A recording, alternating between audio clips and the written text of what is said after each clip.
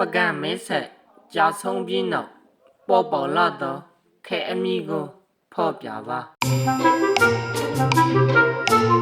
အဖြေကိုနောက်ဆုံးတွင်ဖော်ပြထားပါတယ် follow မဟုတ်ရင် subscribe လေးလုပ်ပေးခဲ့ပါဦး